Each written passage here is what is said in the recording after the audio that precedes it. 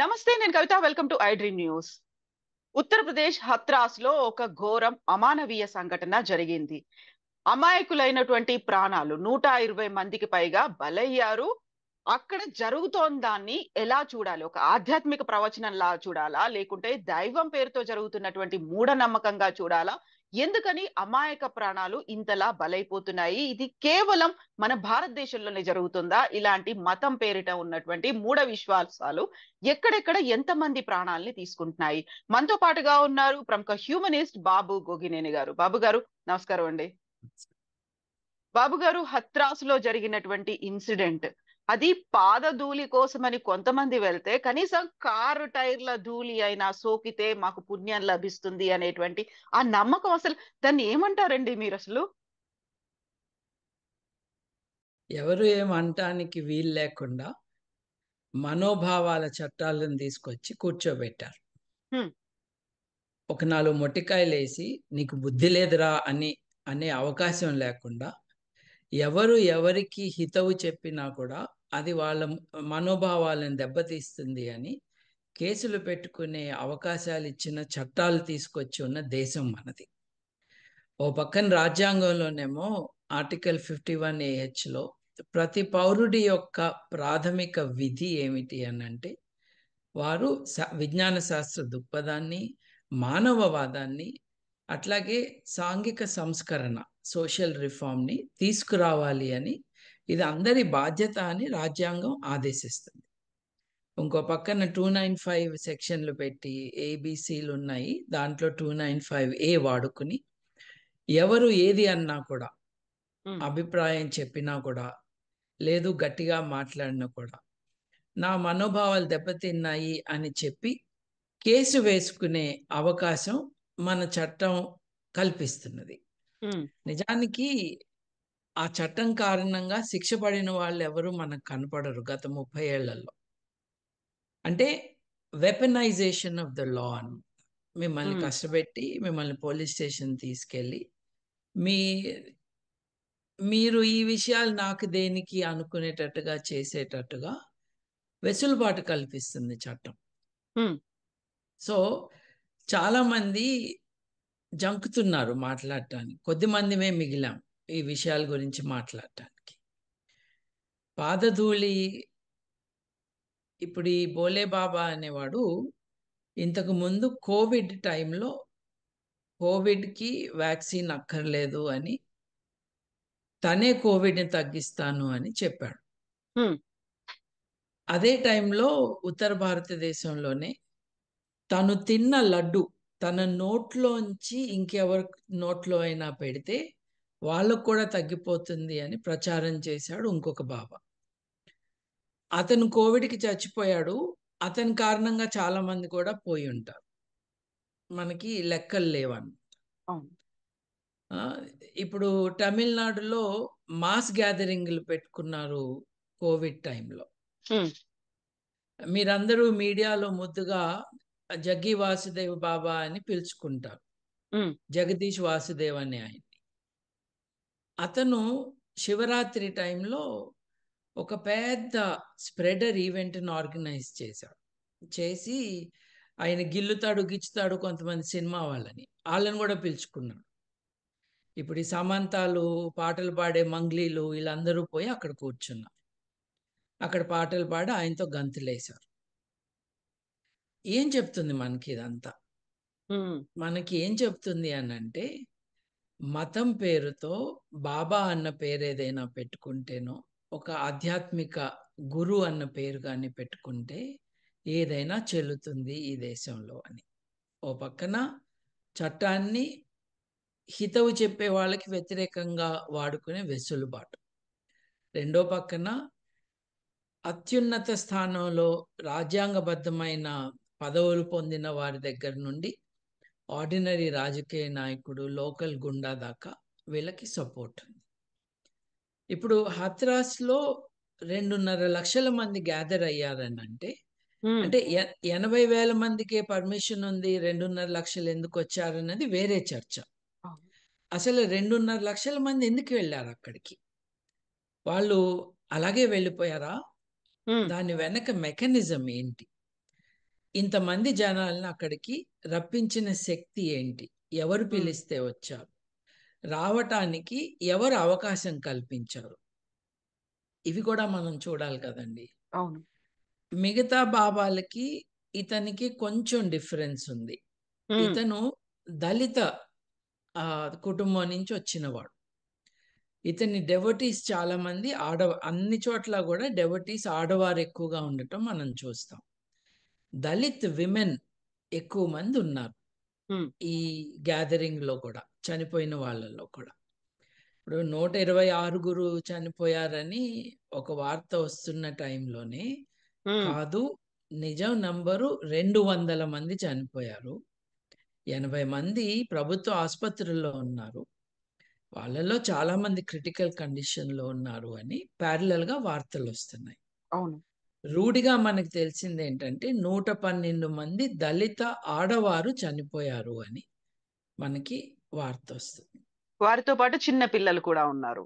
7 మంది చిన్నపిల్లలట. ఒక మనిషి చనిపోతేనే అయ్యో అనుకుంటాము. ఇన్ని వందల మంది, అది కూడా అనవసరంగా. అది కూడా వారి తప్పేంటండి ఆఖరికి? ఉమ్, వారేదో ఒక విషయం నమ్మి అక్కడికి వెళ్ళారు. కష్టాల్లో ఉన్నారు, మా కష్టాలు తీరుతాయి అని అక్కడికి వెళ్ళారు. ఆరోగ్యం బాగోకపోతే డాక్టర్ దగ్గరికి వెళ్ళకుండా బాబా దగ్గరికి వెళ్ళే వాళ్ళకి ఎడ్యుకేషన్ ఇవ్వాల్సిన బాధ్యత ఎవరిది? అవును. అక్కడ మనం ప్రశ్న వేసుకోవాలి కదా. ఉమ్, ఇప్పుడు మోసం చేస్తూ ఉన్నారు. ఉదాహరణకి నేను ఇందాక చెప్పినట్టుగా కోవిడ్ టైంలో టీకాలు వేసుకోవద్దు, నేను తగ్గిస్తాను అని వాళ్ళకి మంత్రించిన మట్టి, లేకపోతే చూడండి పాదధూళి, అవును. అంటే మట్టిని పట్టుకుని అది నెత్తిన పోసుకోవటం. ఆ, మీకు తెలిసే ఉంటుంది, నాంపల్లి దగ్గర, అట్లాగే హైదరాబాద్ నాంపల్లి దగ్గర, అట్లాగే మధ్యప్రదేశ్లో ఉమ్, కొంతమంది బాబాలు తమ మూత్రాన్ని ఇస్తారు భక్తులకి. అవును. అది తాగుతారు వాళ్ళు. ఆ, అంటే ఒకసారి నమ్మకం అంటూ, మతపరమైన నమ్మకం అంటూ మొదలయ్యి దాన్ని ప్రశ్నించే అవకాశం లేకుండా చేసుకుంటే ఇంకా ఎక్కువ మంది ఆ మతస్థులు ఆ నమ్మకానికి బాధితులుగా మారుతారు. ఇప్పుడు హత్రాస్లో జరిగింది మొదటిసారి కాదు కదండి. ఇప్పుడు మనం చూస్తూ ఉంటాము, శబరిమలకి మేము బస్సు కట్టుకుని వెళ్తున్నాము అని సంబరంగా వెళ్తారు. పాపం వాళ్ళకి సరైన అరేంజ్మెంట్స్ లేని కారణంగా, ఆ బస్సు దగ్గర సేఫ్టీ మెజర్స్ ఇంప్లిమెంట్ కాని కారణంగా ఉమ్, బస్సు లోయలో పడిపోవటం, జారిపోవటం, 40 మంది 30 మంది చనిపోవటం అన్నది జరుగుతా ఉంది. ఇప్పుడు మతి లేని వాళ్ళు, మానసిక రోగులు కొంతమంది ఇలా చనిపోతే, కరెక్ట్ టైంలో చనిపోయారు, వాళ్ళకి ఉమ్, చాలా అదృష్టం, దేవుడి సన్నిధిలో చచ్చిపోయారు అని చెప్తారు. ఈ ఈ మాటలు మాట్లాడుతున్న సచ్చినోళ్ళు మట్టుకు అక్కడ పోయి సావరు. ఆ, ఈ దరిద్రులు ఒక చావుని, ఒక ట్రాజడీని కూడా వారి మత నమ్మకానికి, వారి మూఢనమ్మకం కోసం వాడుకుంటున్నారు. ఈ క్రమంలో చూడండి, 2008లో అనుకుంటా 250 మంది చనిపోయారండి. ఒకళ్ళు కాదు, ఇద్దరు కాదు, అవును. 250 మంది రాజస్థాన్లో చాముండగర్ టెంపుల్లో చనిపోయారు. అయ్యో అంతమంది చనిపోయారు, ఇది జరగకూడదు అనే ఆలోచన ఎవరికీ రాదు. అప్పటికే 5 ఏళ్లకు పూర్వం 265 మంది చనిపోయారు ఈ మందారాదేవి టెంపుల్ మహారాష్ట్రలో. మెట్లు స్లిప్పరీగా ఉంటే ఆ స్లిప్పరీ మెట్ల మీదుగా జారటం, ఒకసారి జారితే తొక్కిసలాట, ఒకళ్ళ మీద ఒకళ్ళు పడటం, ఆ బరువు, ఊపిరి ఆడకపోవటం, ఇది జరుగుతూ ఉంటుందండి. ఆ, మనకు తెలుసు కదా, 2013లో రతన్గఢ్ మధ్యప్రదేశ్లో ఒక 115 మంది చనిపోయారు. చనిపోతానే ఉంటారండి. మతం ఒక కారణం, ఒక అట్రాక్షన్. ఉమ్, కానీ కేవలం మతమే కాదండి. నేను చిన్నగా ఉన్నప్పుడు కుతుబ్ మినార్‌లో ఆ టవర్ ఎక్కుతా ఉంటే చిన్న పిల్లలు స్కూల్ హ్మ్. ఇది ఎక్స్‌కర్షన్ యాక్టివిటీగా వెళ్ళి, ఆ కుతుబ్ మినార్ మెట్లెక్కుతూ ఉండగా, ఎవరికో ఒక చిన్న పిల్లవాడికి కనపడకపోవటం, ఆ పిల్లవాడు జారటం, మిగతా వాళ్ళు జారటం. ఇఫ్ ఐ రిమెంబర్ రైట్ దాదాపు 90 మంది చిన్న పిల్లలు చనిపోయారు. ఓకే. హ్మ్. దాంట్లో మతం లేదుగా. అవును. ఆహ్, సో 2 యాస్పెక్ట్స్ ఉన్నాయండి. ఇప్పుడు మిమ్మల్ని అట్రాక్ట్ చేస్తున్నదెవరు? ఏ హ్మ్. కారణంగా మీరు వెళ్తున్నారు అన్నది ఒక యాస్పెక్ట్ అండి. మీరక్కడికి వెళ్ళినాక మీకు సెక్యూర్ అరేంజ్‌మెంట్స్ ఉన్నాయా? లేవా? అన్నది అవును. రెండో యాస్పెక్ట్ అండి. ఈ రెండో యాస్పెక్ట్‌లో మటుకు భారతదేశం కంప్లీట్ ఫెయిల్యూర్. ఇప్పుడు మొదటిది ఇది గాకపోతే మ్యూజిక్ షోకెళ్తారు. ఇది గాకపోతే పిక్నిక్‌కెళ్తారు. ఇప్పుడు మనం అప్పుడు హిమాచల్ ప్రదేశ్‌లో తెలుగు పిల్లవాళ్ళే పంజాబ్, హిమాచల్ ఏరియాలో అవును. అవును. అదే ఇంజినీరింగ్ కాలేజ్ పిల్లలు. ఎక్కువ ఒకేసారి నీళ్లు లేని ఆ! అవును. ఎ ఎక్కువ నీళ్లు లేవు అన్న ప్లేస్‌కెళ్ళి ఫోటోలు, సెల్ఫీలు దిగుతా ఉంటే, అక్కడెక్కడో డ్యామ్‌లో వార్నింగ్ లేకుండా నీళ్లు రిలీజ్ చేయటం. అది వీళ్ళని క్యాప్చర్ చేసేయటం. They they got washed out. Very రీసెంట్‌గా అంతెందుకండి కూడా యాహ్! ఎగ్జాక్ట్‌లీ. గుజరాత్‌లో గేమింగ్ జోన్‌లో జరిగినటువంటి ఫైర్ యాక్సిడెంట్ అనేది కూడా. 1 అని, 2 అని కాదండి. అవును. ఇప్పుడు నేను మీకు చెప్పినవి లార్జ్ స్కేల్‌వి. ఏది 265 మంది, 200 మంది, 112 మంది ఇవి మట్టుకు అడిక్వేట్‌గా ఇన్వెస్టిగేట్ కాకపోవటానికి కారణం మతమే. నేను చెప్పాను చూడండి. ఆ చనిపోవటం మంచిదే. ఆ! హ్మ్. వాళ్ళకి, వాళ్ళకి మంచి జరుగుతుంది అని చెప్పే వెధవలు మాట్లాడటం కానీ, ఈ దరిద్రులు ఈ రిలిజియస్ ఇన్‌స్టిట్యూషన్ మీద ఎటువంటి సీరియస్ డ్యామేజింగ్ అలిగేషన్ రాకుండా కాపాడాలని ప్రయత్నం చేసేవాళ్ళు తప్పకుండా ఉన్నారండి. మనం లాస్ట్ వీక్ అనుకుంటా లోనావలా దగ్గర ఒక కుటుంబం హ్మ్. క నీళ్ళెక్కువగా లేని చోట నుంచుని ఉన్నారు. సడెన్‌గా డ్యామ్ రిలీజ్ అయింది వాటర్. అవును. కొట్టుకుపోయారు అది కుటుంబం మొత్తం కొట్టుకుపోయారు. చిన్న పిల్లలు, పెద్దవాళ్ళు. అవును. హెల్ప్ చేయాలని చాలా ట్రై చేశారు మిగతా వాళ్ళు. It was not possible. నేనండి దాదాపు 10 ఏళ్ల పాటు హ్మ్. హైదరాబాద్‌లో ఈ ఫ్రెంచ్ కల్చరల్ ఇన్‌స్టిట్యూట్‌లో వేరియస్ పొజిషన్స్ నేను నిర్వర్తించాను రెస్పాన్సిబిలిటీస్. హ్మ్. For a long time I was in charge of it's cultural activities. హ్మ్. మాకు ఫ్రాన్స్ నుంచి నాటకాలు గానీ, ఆహ్, హై క్వాలిటీ మ్యూజికల్స్ కానీ, డాన్స్ షోస్ కానీ చేయటానికి ఆర్టిస్టులు వచ్చేవారు. ఓకే. ఇది ఇండియా, ఫ్రాన్స్ కల్చరల్ ఎక్స్‌చేంజ్ ప్రోగ్రామ్‌లో భాగంగా. హ్మ్. వచ్చినప్పుడు నన్ను ఇన్‌చార్జ్‌గా చేశారు. ఆహ్, నాకేమి అనుభవం ఏం లేదు. నేనింకా కాలేజ్ పిల్లవాడినే అప్పుడు. హ్మ్. సో, మా డైరెక్టర్ నాకు ట్రైనింగ్ ఇప్పించారు. ఆయన అంటే వి ఆర్ టాకింగ్ లేట్ 1980స్, ఎర్లీ 1990స్. హ్మ్. అప్పుడు opportunity to go to a international event was limited in Hyderabad. Okay. ఒక్క రవీంద్ర భారతిలో అప్పుడు 1200 సీట్లు అనుకుంటా. ఇప్పుడు 1000 ఉన్నట్టున్నాయి. 1200 మంది అక్కడ వచ్చి చూడవచ్చు ఆ షోని. పార్టిసిపేట్ చేయొచ్చు, ఎంజాయ్ చేయవచ్చు. అంటే ఒక 1400 ఇన్విటేషన్స్ వరకు మనం ఇష్యూ చేయొచ్చు. హ్మ్. Small percentage of people don't come అని.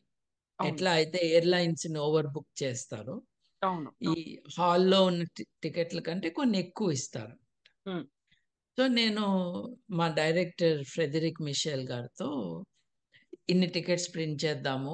బ్రిటిష్ లైబ్రరీలో ఇన్ని పెడదాము. మన దగ్గర ఇన్ని పెడదాము. జర్మన్ కల్చరల్ సెంటర్‌లో అప్పుడు మాక్స్ ముల్లర్ భవన్ అనేవాళ్ళు. అక్కడ ఇన్ని పెడదాం. సీఫిల్‌లో ఇన్ని అని ఇలా మాట్లాడుతూ ఉంటే, అది కాదు ఆలోచించాల్సింది అన్నాడు. హ్మ్. అంటే నేను ఆయనెంక చూస్తున్నాను. నాకు 19 ఏళ్లుంటాయేమో అప్పుడంతే. ఆహ్, ఆయన ఈ 1200 మంది హాల్లోకి ఎలా వెళ్తారు అది మనం ఆలోచించాలి. ఉమ్, టికెట్లు ఎంతమందికి ఇస్తామో ఎలా ఇస్తామో కాదు. అట్లాగే ఎమర్జెన్సీ వస్తే ఈ 1200 మంది 2 నిమిషాల్లో హాల్ బయటకి ఎలా వెళ్తారు? పోయి చూసి ఎగ్జిట్ రాపో. ఎగ్జిట్ ఎలా ఉంది ఎగ్జాక్ట్లీ. అనేది. ఉమ్, ఎగ్జాక్ట్లీ. నేను అప్పుడు రవీంద్ర భారతికి వెళ్తే ఇది నాకు కొత్త జ్ఞానం. ఉమ్, నాకు తెలియదు ఇది. అంటే నాకు కొత్త, నిజానికి నాకు కొత్తనే కాదు, మన దేశంలో ఆర్గనైజర్స్ కూడా ఇది కొత్తనే. నేను రవీంద్ర భారతికి వెళ్తే అక్కడ అన్ని ఎగ్జిట్ డోర్స్ బయట ఇసుక బస్తాలు ఉన్నాయి. ఉమ్, డోర్ ఓపెన్ చేసే అవకాశం లేకుండా. సో ఫస్ట్ అవన్నీ ఓపెన్ చేయించి ఫ్రీ యాక్సెస్ పెట్టించి నాకు ఒక 15 మంది వాలంటీర్స్ టీం ఉండేది. నేనేం నేర్చుకున్నానో వాళ్ళకి ట్రైనింగ్ ఇచ్చాను. మా director actually is a teacher um, in this position. అంటే టీచర్లకు కూడా ఈ విషయాల గురించి అవగాహన కల్పిస్తారు వాళ్ళ దేశాల్లో. అవును. మన దగ్గర లేవు. మన దగ్గర 5 లక్షలు 10 లక్షల మందిని పొలిటికల్ ర్యాలీస్ కూడా తీసుకొస్తాం. సేఫ్టీ ఫీచర్స్ ఉండవు. నేను చిన్నప్పుడు స్కౌట్స్లో ఉన్నప్పుడు మాకు ఇండిపెండెన్స్ డే సెలబ్రేషన్ అని, రిపబ్లిక్ డే సెలబ్రేషన్ అని, ఈ ఉమ్, చిన్నపిల్లలందరినీ మా అందరికీ కూడా క్రౌడ్ వస్తే మీరు ఎలా హ్యాండిల్ చేయాలి అని మాకు ఒక ఈలైటం నేర్పించి ఒక టోపీ పెట్టించి ఒక రెస్పాన్సిబిలిటీ ఇచ్చేవాళ్ళు. ఉమ్, ఉమ్, స్కూల్ పిల్లలకి 40 ఏళ్ల క్రితం రెస్పాన్సిబిలిటీస్ ఇచ్చారే, ఈ రోజు ఎందుకు లేవు అట్లాంటి? 2 లక్షల మందో 2.5 లక్షల మందో చోటకు వస్తే um, what are the emergency exit plans అని అడగాలి. దానికి ఆ వెసులుబాటు కల్పించాలి. ఇప్పుడు ఇక్కడ ఈ క్రష్ ఆఫ్ పీపుల్ ఎందుకు జరిగిందంటే ఈ 2.5 లక్షల మందికి ఒకటే ఎగ్జిట్ పాయింట్ ఉంది. ఆ ఎగ్జిట్ పాయింట్ నుండే అతని పాదధూళిని సేకరించటం, లేకపోతే అతని కారు వెళ్ళిన టైరు తిరిగిన ఆ భూమిని వాళ్ళు తీసుకుని, ఆ మట్టిని తీసుకుని ఇంటికి తీసుకువెళ్ళాలి. నీళ్ళలో కలుపుకొని తాగుతారు, నెత్తిన వేసుకుంటారు. It's a combination of things అండి. అవును. It's a combination of strange, backward, extraordinarily stupid beliefs, all masked as religion. ఉమ్, ఎవరు ప్రశ్నించడానికి వీలు లేకుండా దీని నుంచి ఎక్స్ప్లాయిట్ చేసే ఒక సిస్టమ్. ఉమ్, ఈ వచ్చిన వాళ్ళందరి దగ్గర నుంచి డబ్బులు తీసుకునే వ్యవస్థ. ఆ రోజుకి ఆ రోజే తీసుకోవాలని లేదు. ఒకసారి వాళ్ళ జీవితాలు వాళ్ళు వీళ్ళ కాళ్ళ దగ్గర పణంగా పెట్టేసినాక ఇవాళ కాకపోతే రేపు వాళ్ళ నుంచి డబ్బులు వసూలు చేసుకుంటారు. మళ్ళీ లైంగికంగా వేధించటం అన్నది అవును. ఆడవారికి అందరికీ కాకపోయినా చాలా మందికి జరుగుతూ ఉంటుంది. వల్నరబుల్ పీపుల్ని ఎక్స్ప్లాయిట్ చేయటం అన్నది జరుగుతూ ఉంటుందండి. దానికి తోడు ఈ అన్నిటి కారణంగా జనాలు అక్కడ ఉన్నారు. అవును. దానికి తోడు పువర్ ఆర్గనైజేషనల్ స్కిల్స్. మేము కంట్రీ క్లబ్లో 6,000 మందికో 7,000 మందికో ఒక కాన్సర్ట్, రాక్ ఉమ్, కాన్సర్ట్ అరేంజ్ చేసామండి విత్ ఫ్రెంచ్ విజిటర్స్ అండ్ ఉమ్, లోకల్గా కొంతమంది ఆర్టిస్ట్, ఆ విజిటింగ్ ఆర్టిస్ట్, లోకల్ ఆర్టిస్ట్. ఈ 7,000 మందికి ఉమ్, మేము కనీసంలో కనీసం 70 మంది వాలంటీర్స్ని పెట్టామండి. అంటే అన్నేళ్ల క్రితం కాబట్టి I can't tell you an exact number.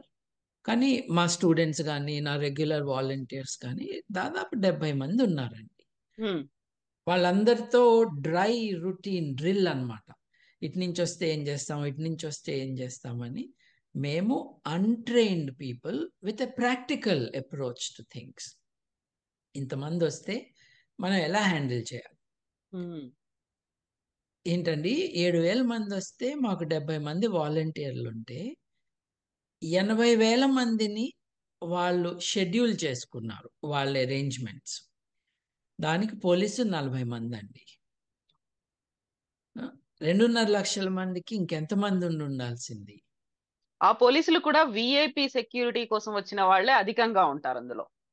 ఇప్పుడు ఈ మధ్య మనం చూసిన న్యూస్ ఏంటంటే, ఒక ముఖ్యమంత్రి గారికి 990 మంది సెక్యూరిటీ ఉన్నారు అని, ఒక్క మనిషికి. 2.5 లక్షల మందికి ఎంతున్నారండి? 40 మంది. అది కూడా మీరు అన్నట్టుగా అటువంటి పోలీసులు. ఇట్స్ అన్ ఇంపాసిబుల్ సిట్యుయేషన్ అండి. క్రౌడ్ మేనేజ్మెంట్ విషయంలో నేను ఇదే కొంచెం బాధతో, but I was also looking at details. Details చూస్తేనండి, డాక్టర్ ప్రదీప్ కుమార్ అని ఒక ప్రొఫెసర్ గారు ఉన్నారు. వారు ఎక్కడ ప్రొఫెసర్ అంటే, professor of geology at university of Kerala. వారు ఒక రీసెర్చ్ పేపర్ పబ్లిష్ చేశారు. Human tragedies during religious festivals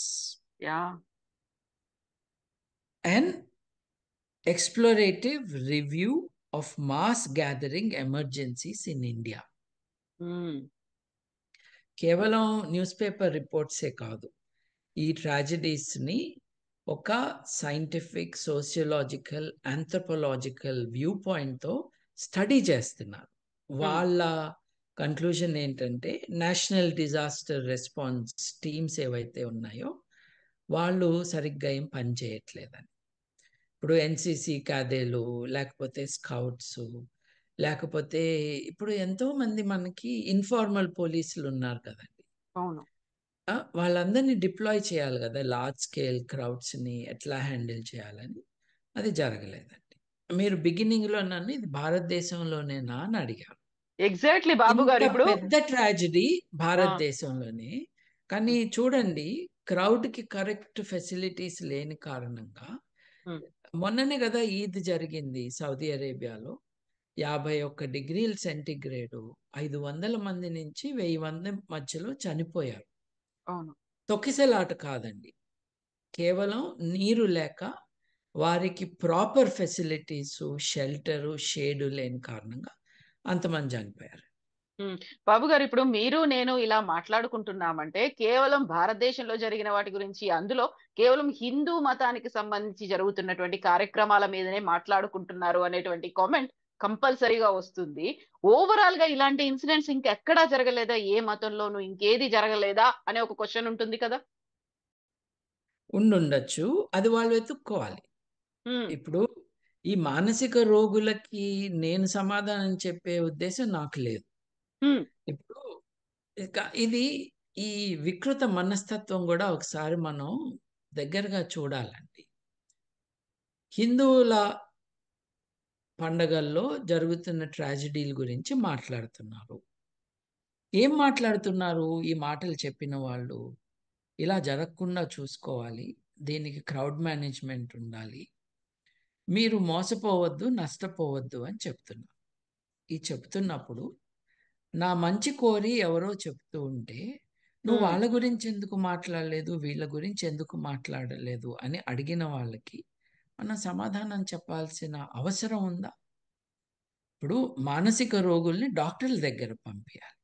అరే నీ జిప్పు ఊడిందిరా అంటే, వాడి జిప్పు గురించి నువ్వు ఎందుకు చెప్పలేదు, కాబట్టి నా జిప్పు నేను పెట్టుకోననే వెధవలువి. సో సమాజంలో ప్రెజుడిస్తో ఉన్న వాళ్ళు, స్టూపిడిటీతో ఉన్న వాళ్ళు చాలా మంది ఉన్నారు. వాళ్ళ కోసం మనం పుట్టలేదు, వాళ్ళ కోసం డాక్టర్లు ఉంటారు.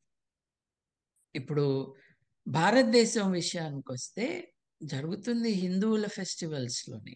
ఎందుకంటే ఆ లెవెల్లో మాస్ గ్యాదరింగ్స్ అన్నవి వేరే మతాల వాళ్ళకి లేవు. ఇప్పుడు కుంభమేళా ఉందండి, కుంభమేళాకి కొన్ని కోట్ల మంది వస్తారు. రిలేటివ్లీ చాలా పీస్ఫుల్గా జరుగుతుంది కుంభమేళా. అంటే అన్ని కోట్ల మంది వచ్చినా కూడా జరుగుతుంది రిలేటివ్లీ పీస్ఫుల్గా అన్నది వాస్తవం అండి. కానీ కుంభమేళా టైంలో కూడా 100 మంది, 50 మంది బ్రిడ్జిల మీద చనిపోవటం జరుగుతుంది. ఇప్పుడు అరే మన వాళ్ళు చనిపోకుండా వీళ్ళేదో అడ్వైజ్ ఇస్తున్నారు అని ఆలోచించాలి కదా. నిజంగా హిందూ మతం మీద ఒక ప్రేమ లేదు, నేను హిందువుని, హిందువులందరూ నా వాళ్ళు, మనుషులందరూ నా వాళ్ళు అనుకోవాలి, సరే హిందువులందరూ నా వాళ్ళు అనుకుంటున్న వాళ్ళు మన హిందువులకి ఏమీ జరగకుండా ఉండాలని వీళ్ళు చెప్తున్నారు కదా, ఉమ్, విందాము వీళ్ళ మాట అని అనుకోనప్పుడు వాళ్ళు మానసిక రోగులు. మీరే చెప్పండి, ముస్లింల గ్యాదరింగ్స్ కానీ క్రిస్టియన్ గ్యాదరింగ్స్ కానీ ఎక్కువగానే ఉంటాయి. ముఖ్యంగా క్రిస్టియన్ గ్యాదరింగ్స్ ఎక్కువగానే ఉంటాయి. ఎందుకంటే వాళ్ళు కూడా ప్రేయర్ ఆయిల్ మీటింగులు ఉమ్, లేకపోతే మిరకిల్ హీలింగులు చేయటానికి తీసుకొస్తారు. అక్కడ కూడా ఒకటి రెండు సార్లు మనం చూస్తాం దేర్ ఆర్ ప్రాబ్లమ్స్. కానీ నేను మీకు ఇందాక లిస్ట్ చెప్పాను చూడండి, 112 మంది, 265 మంది, 200 మంది, 36 మంది, లేకపోతే 50 మంది, ఇది ఆ లెవెల్లో వేరే రిలీజియస్ గ్యాదరింగ్స్లో జరగట్లేదు. ఉమ్, జరుగుతుంటే అది కూడా చెప్పాలి. చెప్పటమే కాదు, అది ఆపాలి అలా జరగకుండా. ఉమ్, అది ఆ మతస్థులే చేయాలనేం లేదు. సాటి మనుషులు దెబ్బతింటుంటే ఏ రకంగా స్పందించాలి అన్నది మనుషులకి చెప్పాల్సిన అవసరం ఉండదు. ఇట్లా స్పందిస్తున్న వాళ్ళు మనుషులు కాదు. ఉమ్. మా మతం మా మతం చెప్తారా? నీ మతంకే చెప్తారా నేను? అయితే ఏంటి ఇప్పుడు? దూషించానా, తిట్టానా, హేళన చేశానా? నష్టపోవద్దు అని చెప్తున్నా. నా మాత్రం బుద్ధి లేదు నీకు? మంచి కోసం చెప్తున్న వాడితో దెబ్బలాడుతూ నువ్వు చెడుని కూడా ఆపకపోతే అసలు నిన్ను జైల్లో పెట్టాలి, మంచిని ఆపుతున్నవాడు. ఇది హేట్ మాంగరింగ్ అంట. ఉమ్. ఈ విద్వేషాన్ని ఎక్కువ చేసి దాని నుంచి రాజకీయ ప్రయోజనాలు పొందటానికి చేస్తున్న ప్రయత్నాలు ఇవి. We need not take them more seriously than mental illness needs to be taken seriously. Um. And డాక్టర్లే ఇది చూడాల్సి. సో ఇంత పెద్ద ఎత్తున జరుగుతోంది, అది ఏళ్ల తరబడి కొనసాగుతూనే ఉంది. కేవలం మతం కోసం, మతం కోణం అనేది చూడకుండా మూఢనమ్మకాలు, ఇప్పుడు ఏదైతే మట్టి కోసం అనేది ఎదురు చూసి ఆ పాద ధూళి కావాలి, అట్లీస్ట్ టైర్స్ ధూళి అయినా కావాలి అని అలా చూస్తున్నప్పుడు అక్కడ ఎడ్యుకేట్ చేయాల్సిన అవసరం ఉంది కదా. ఇప్పుడు మనం ఏదో ఒక పార్టీకి సంబంధం ఉందో లేకుంటే ఏదో ఒక వర్గానికి సంబంధించిందో అని కాదు, ఇది అందరినీ ఎడ్యుకేట్ చేయాల్సినటువంటి అవసరం ఉంది.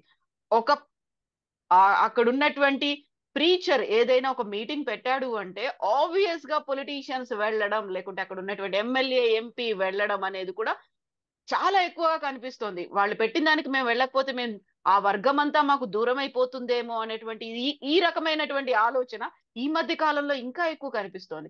ఎవరిని ఎడ్యుకేట్ చేయాల్సిన అవసరం ఉందంటారు మీరు? మీరు ఇప్పుడు చెప్పిన వాళ్ళందరినీ చేయాలండి. ఆ, ఆ ప్రభుత్వోద్యోగుల దగ్గర నుండి టీచర్ల దాకా, elected officials at the lowest level of the hierarchy నుండి ప్రధానమంత్రుల దాకా ఉమ్, అందరినీ కూడా మూఢనమ్మకాలని మీరు ప్రచారం చేయకూడదు. దానివల్ల నష్టం సమాజానికి జరుగుతుంది, మీకు జరుగుతుంది, ఉమ్, ప్రజాస్వామ్యానికి కూడా నష్టం జరుగుతుంది అని చెప్పగలిగిన వాళ్ళు తక్కువైపోతున్నారు. ఇప్పుడు మీరు అన్నారు కదండి పాదధూళి అని, నేను ఉమ్, ప్రశ్న వేస్తాను. ఉమ్, ఇప్పుడు ఆవు పేడని వేయించి లేదు మంట పెట్టి మిగిలిపోయిన మాడిపోయిన పేడని పౌడర్ చేసి దాన్ని పూసుకుంటారు కదండి, దాన్ని ఏమంటారండి? ఇప్పుడు ఆవు పేడని వేయించి కాల్చి అది మాడిపోయినాక దాన్ని పొడి చేసి దాని చుట్టూ మంత్రం చదివి ముఖానికి పూసుకుంటారండి. దాన్ని ఏమంటారు మీకు తెలుసు కదా? విభూతి అని తీసుకుంటారు కదా. ఉమ్. మరి కాల్చివేసిన బూడిద అయిపోయిన ఆవు పేడకి ప్రత్యేక శక్తులు ఉంటే మట్టికి ఎందుకు ఉండకూడదండి? ఉమ్. అట్లాగే పసుపు తీసుకొచ్చి, పసుపుకి ప్రత్యేక ఆరోగ్యపరమైన లక్షణాలు ఉన్నాయి, అంతేకాకుండా పసుపు శుభం చేస్తుంది అని రాసుకుంటారు కదండి. ఇప్పుడు ఇదే పసుపు మేము రైతులం. నేను రైతు కుటుంబం నుంచి వచ్చాను. మా నాన్నగారు నేను పసుపు కూడా పండించాం. పసుపు మొక్కకి తెగులు రాదా? ఉమ్, పసుపుని మీరు గోదాములో పెడితే దానికి పురుగులు చేరవా? యాంటీసెప్టిక్ అంటున్నావే నువ్వు. పసుపుకే ఈ పురుగులు పడుతున్నాయన్న విషయం నీకు తెలీదు. ఎందుకంటే నువ్వు సిటీలో పెరిగావు. లేదు, నీకు అంత తెలివి లేదు. నీకు అంత విషయాలు తెలీదు. పసుపుకి ప్రత్యేక శక్తులు ఇస్తున్నారు కదండి. ఇప్పుడు తాయెత్తు కట్టుకోని వ్యక్తి లేడు ఈరోజు. ఉమ్, ఏ మతంలో అయినా సరే మీరు తాయెత్తులు కట్టుకుని తిరుగుతున్న వాళ్ళనే చూస్తాను. తాయెత్తు సెంటిమెంటల్ రీజన్స్కి కట్టుకుంటున్నానని ఒకళ్ళిద్దరు చెప్పినా దాదాపు అందరూ కూడా తావీజు కట్టుకునేది దాని నుంచి ఏదో మంచి జరగాలని, లేకపోతే కేసీఆర్ లాంటి మూఢనమ్మకాల ప్రచారాలు చేసేవాళ్ళు ఇక్కడ దస్త్ర కట్టుకొని ముస్లిం ఆచారం ప్రకారం అది కట్టుకుని తిరగటం. ఒక అట్టముక్కకి, ఒక దారానికి, మళ్ళీ ఆ దారంకు కూడా ఒక రంగు చూసుకుని నల్లదారం ఉండాలి, పసుపచ్చగా ఉండాలి. రకరకాల రంగులకి రకరకాల శక్తులు కదండి. వాటన్నిటికీ శక్తులుంటే మట్టికి ఎందుకు ఉండకూడదండి? ఉమ్, రైతు బిడ్డగా నేను అడుగుతున్నా. నా మట్టి నుంచి మేము తిండి పండిస్తాము. మీ బూడిద నుంచి మీరేం పండిస్తారు చెప్పండి? మీ దారాల నుంచి మీరేం తెస్తారు చెప్పండి?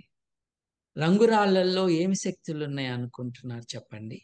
ఉమ్, ఏంటంటే మన నమ్మకం కానిది మనకి మూఢనమ్మకంగా కనిపిస్తుందండి. మన నమ్మకం అన్నదాన్ని మనం పవిత్రంగా కాపాడుకుంటాం. ఉమ్, అవును. వీటన్నిటికీ బేసిస్ ఏంటి? చేతబడికున్న బేసిసే. ఇప్పుడు చేతబడికి ఇప్పటిదాకా మనం మాట్లాడుకున్న వాటికి పెద్ద తేడా ఏం లేదు. గుడ్డు, మిరపకాయ, నిమ్మకాయలో వాళ్ళేం చూస్తున్నారో మీరు కొబ్బరికాయ కొట్టి ఏం చేస్తున్నారు? పసుపు పెట్టి ఏం చేస్తున్నారు? ఒకసారి ఉమ్, ఆలోచించుకో.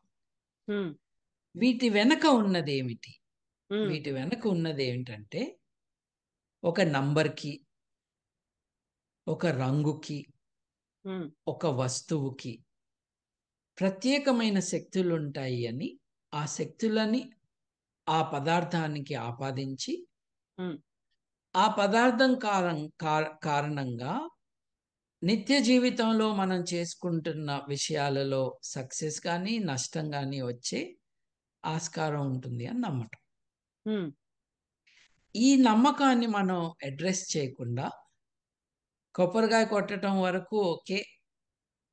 ఉమ్, పుచ్చకాయ కొట్టడం దగ్గరే, లేకపోతే గుమ్మడికాయ కొట్టడం దగ్గరే మూఢనమ్మకం మొదలవుతుంది అని అనుకోవటం. అంటే ధైర్యం చేయలేకపోవడం. ఉమ్, వీటన్నిటి వెనక ఉన్న వెనుకబడిన తనం ఏదైతే ఉందో, ఉమ్, ఒక వస్తువుకి ప్రత్యేకమైన శక్తులు, ఒక నంబర్‌కి ప్రత్యేకమైన శక్తులు, ఒక కలర్‌కి కొన్ని రకాల శక్తులు. వీటిని ఆపాదించటం. మనకు నచ్చని వాటిల్ని మనం మూఢనమ్మకం అంటాం. ఉమ్, మనం నచ్చిన వాటిల్ని ఇది మతము, ఇది ఎక్కువ మాట్లాడొద్దు. నీకేం చేసింది ఇది నేను నమ్మితే అని ప్రశ్న వేయటం. ఇట్లా ఎదురు రంకెలు వేసిన కారణంగా వాస్తవాలేం మారవు కదండి. ఇప్పుడు నేను నోట్లో పెట్టుకుని ఎంగిలి చేసిన లడ్డు నీ నోట్లోకి నేను ఊస్తే నీ జబ్బు పోతుంది, నీకు కోవిడ్ రాదు అని చెప్తే నమ్మారు. మధ్యప్రదేశ్‌లో లాత్ బాబా ఒకడున్నాడు. మన లోక్‌సభ స్పీకర్ జక్కర్ గారెళ్లి తన్నించుకున్నాడు. ఆ బాబా పనేంటంటే తంతాడు వాడంతే. హ్మ్. నాంపల్లి దగ్గర తన మూత్రాన్ని బాటిల్‌లో కట్టి ఇవ్వటం. చూడండి, ఇది కూడా నమ్మకమే, ఇది కూడా మతమే చాలా మందికి. నువ్వు అనటానికి ఈల్లేదు. అంటే కేసు పెడతాను. ఇది ఒక సమాజం సాంస్కృతికంగా, విజ్ఞానపరంగా ఆత్మహత్య చేసుకోవటం. ఇప్పుడు నిజంగా మతాన్ని నమ్మేవారు, దేవుణ్ణి నమ్మేవారు, ఆ నమ్మకాన్ని ఉన్నతంగా కూడా పెట్టుకోవచ్చు. ఉమ్, ఇప్పుడు జంతు బలి, బిడ్డని బలి ఇచ్చారు కదండి. 6 ఏళ్ల క్రితము జనవరి 31వ తారీఖున ఆ గ్రహణం టైంలో అవును. బిడ్డని హైదరాబాద్ లో చంపేస్తే హైదరాబాద్ హైదరాబాద్లో లోనే. ఉప్పల్లో అవును. ఉప్పల్లో హైటెక్ సిటీకి ఎక్కువ దూరం ఏం లేదు. హైటెక్ సిటీకి 150 కిలోమీటర్ల దూరంలో ఎన్నో బాణామతి హత్యల్ని మేము ఇన్వెస్టిగేట్ చేశాము. ఎన్నో హత్యల్ని నా మిత్రులు ఆపారు. వీటన్నిటికీ కారణం ఎగ్జామిన్ చేయకుండా, ప్రశ్న వేయకుండా కొన్ని రకాల నమ్మకాలు ఉంచుకోవటం. ఆ నమ్మకాల ఆధారంగా ఎంతటి ఘోరాన్నైనా ఎటువంటి నైతిక అడ్డంకులు లేకుండా చేసేయటం. This is a fundamental. Um. ఇప్పుడు ఈ ఈ బోలే బాబానో ఏదో ఎవరైతే ఉన్నారో ఈజ్ జస్ట్ వన్ ఎగ్జాంపుల్ అండి. అవును. ఒకసారి మన ఆలోచనని ఒకరి కాళ్ళ దగ్గర మనం పెట్టేసినాక వాళ్ళ చేతిలో మనం కీలు బొమ్మలం. ఉమ్. ఇప్పుడు ఆసారాం బాపు జైల్లో ఉన్నాడు కదండి. అవును. యావజ్జీవ కారాగార శిక్ష విధించారు అతనికి. ఎందుకు విధించారు? అతను ఎవరో నాకు తెలియదు, నేను ఉమ్. పేపర్లలో చూడటమే. ఉమ్.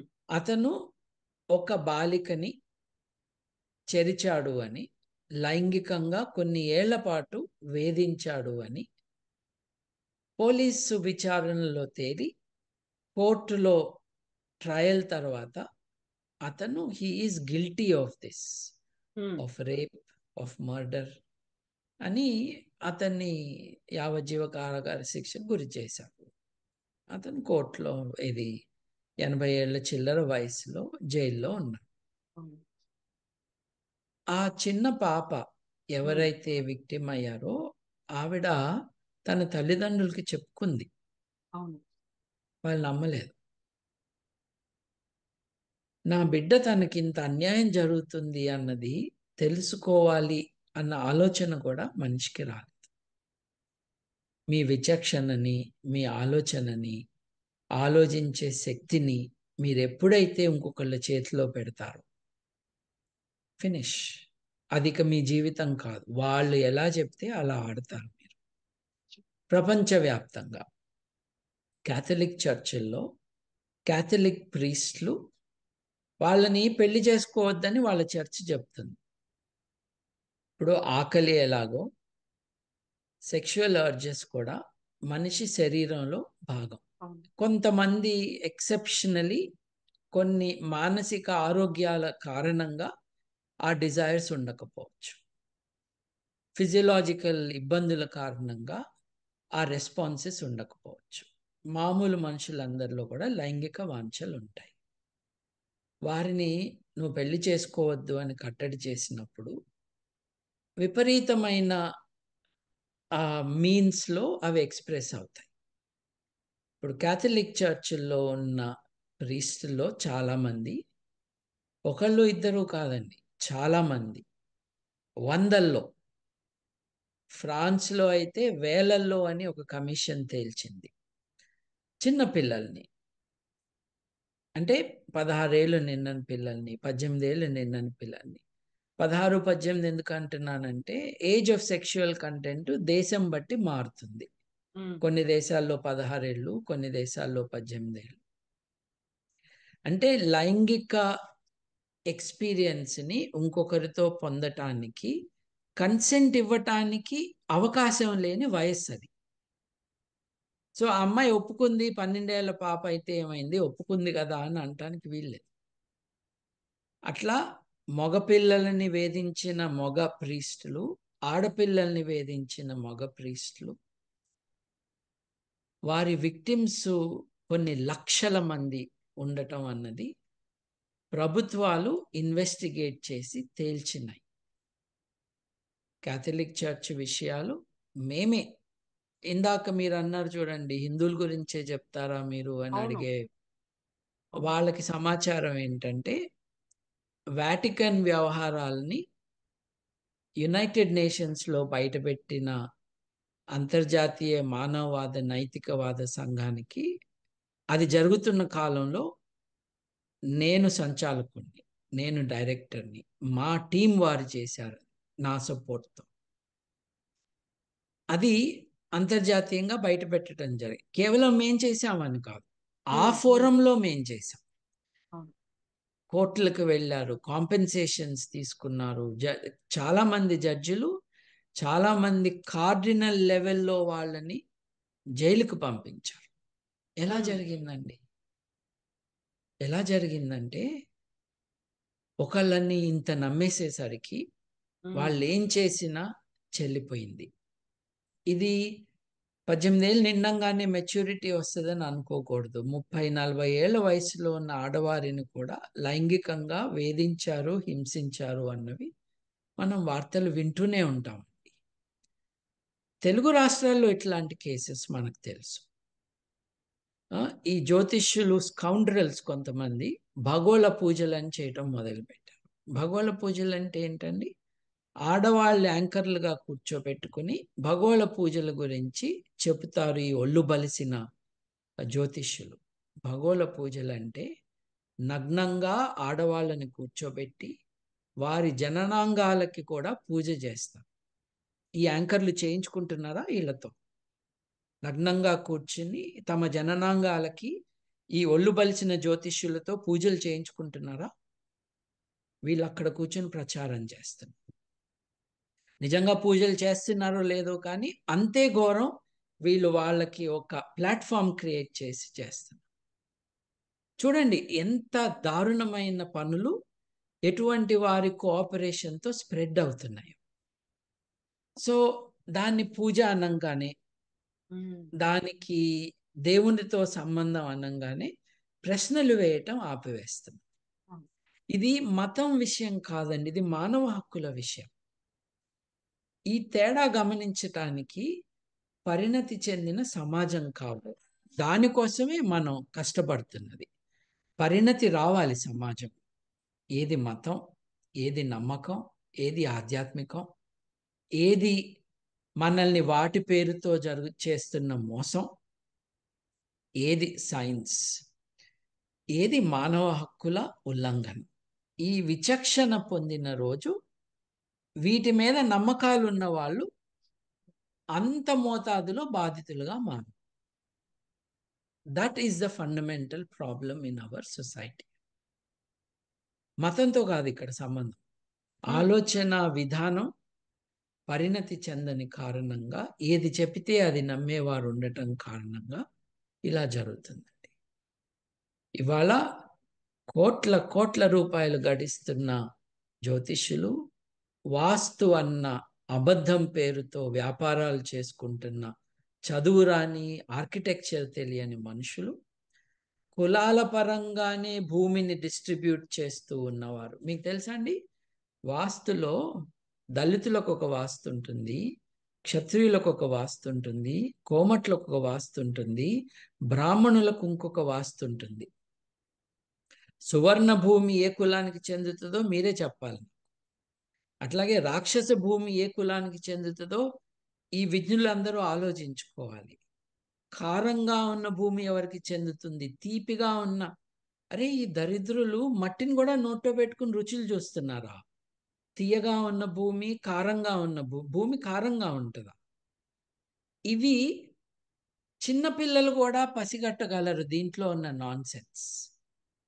కానీ లెపలేసుకో, అట్లా మాట్లాడకూడదు, తప్పు, అట్లాంటి ప్రశ్న వేయకూడదు అని పిల్లల్ని మనం బ్రెయిన్ వాష్ చేసిన కారణంగా పాపం ఈ బిడ్డలు పెద్దయ్యాక దీన్ని నమ్మటం కంటిన్యూ చేస్తారు. వారికి వారుగా ఆలోచించటం చెయ్యరు. సో హాత్రాస్కి సమాధానం రెండు రకాలుగా ఉందండి. ఒకటేమో అందరూ లక్షల్లో జనాలు అక్కడికి చేరటం అన్నది ఆశ్చర్యకరం. It's not desirable because the reasons for going there are not sensible reasons. ఒక మనిషిని చూస్తే మంచి జరుగుతుంది, ఒక మనిషిని ముట్టుకుంటే నా జీవితం బాగుపడుతుంది, ఓ మనిషి నా వెంక చూస్తే ఒక ప్రత్యేక శక్తి నా వైపుకు వస్తుంది, లేదు ఒక మనిషి నా ఎంక చూస్తే అది చెడు కన్ను కాబట్టి ఆ చెడు చూపు కారణంగా నాకు దిష్టి తగులుతుంది అని అనుకోవటం అన్నవి చాలా disgraceful backward reasons for going to see someone.